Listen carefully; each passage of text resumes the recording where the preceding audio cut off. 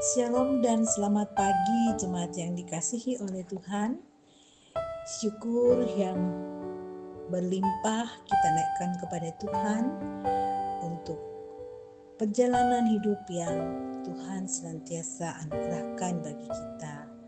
Hari ini tepatnya Jumat 18 Juli 2025 kita akan bersama-sama untuk mendengarkan firman Tuhan yang akan menuntun kita menjalani aktivitas kita di sepanjang hari ini. Sebelum itu, mari kita berdoa. Tuhan Allah yang Maha Pengasih, kepadamu sajalah kami datang berserah ya Tuhan, menaikkan pujian syukur kami kepada Tuhan. Mampukan kami dengan tuntunan kuasa Roh Kudus-Mu ya Allah, sehingga kami dimampukan untuk mendengarkan firman Tuhan dan mengerti dengan baik dan benar. Bersabdalah Tuhan, kami telah siap untuk mendengarkan firman-Mu. Di dalam nama Tuhan Yesus kami berdoa. Amin.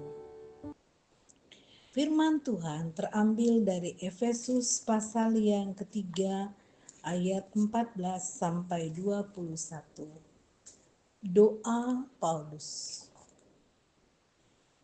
Itulah sebabnya aku sujud kepada Bapa, yang daripadanya semua turunan yang di dalam sorga dan di atas bumi menerima namanya. Aku berdoa supaya Ia, menurut kekayaan kemuliaannya, menguatkan dan meneguhkan kamu oleh rohnya di dalam batinmu, sehingga oleh imanmu Kristus diam di dalam hatimu, dan kamu berakar serta berdasar di dalam kasih. Aku berdoa supaya kamu bersama-sama dengan segala orang kudus dapat memahami betapa lebarnya dan panjangnya dan tingginya dan dalamnya kasih Kristus, dan dapat mengenal kasih itu sekalipun ia melampaui segala pengetahuan. Aku berdoa supaya kamu dipenuhi di dalam seluruh kepenuhan Allah. Bagi Dialah yang dapat melakukan jauh lebih banyak daripada yang kita doakan atau pikirkan, seperti yang ternyata dari kuasa yang bekerja di dalam kita. Bagi Dialah kemuliaan di dalam jemaat dan di dalam Kristus Yesus turun-temurun sampai selama-lamanya. Amin. Tidak ada yang mustahil baginya.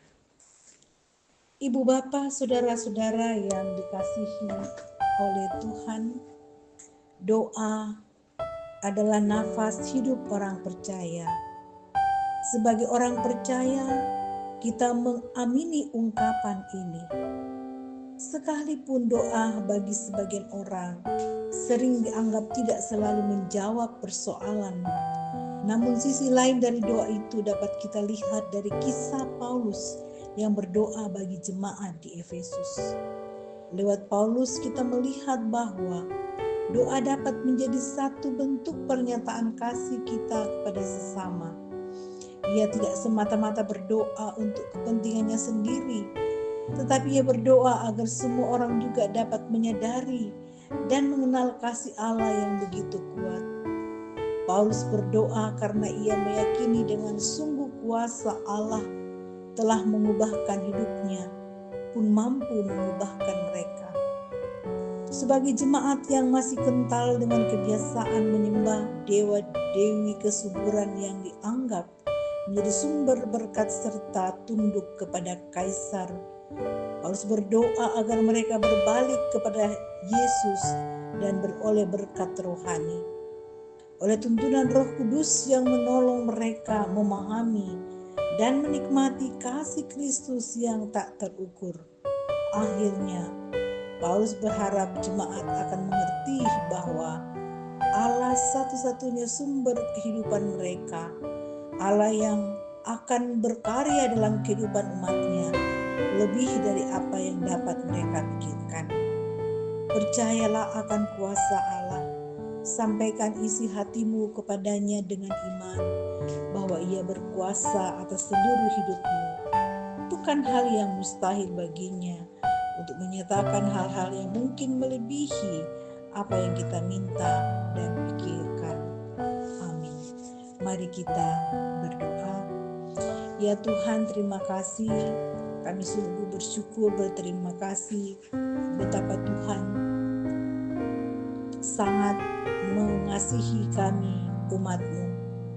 Kami mempercayakan seluruh harapan, kerinduan, dan pergumulan kami kepada-Mu Tuhan. Kami percaya bahwa bagi Tuhan tak ada yang mustahil. Kami sangat terbatas, namun kami yakin ketika Tuhan yang berperkara, Tuhan pasti menunjukkan yang terbaik.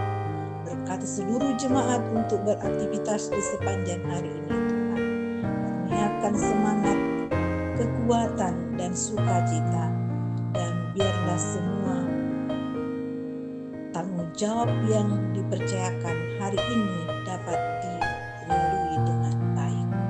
Terima kasih Tuhan. Berdoa dan syukur kami. Di dalam nama Tuhan Yesus kami berdoa. Amin. Selamat beraktivitas jemaat yang dikasihi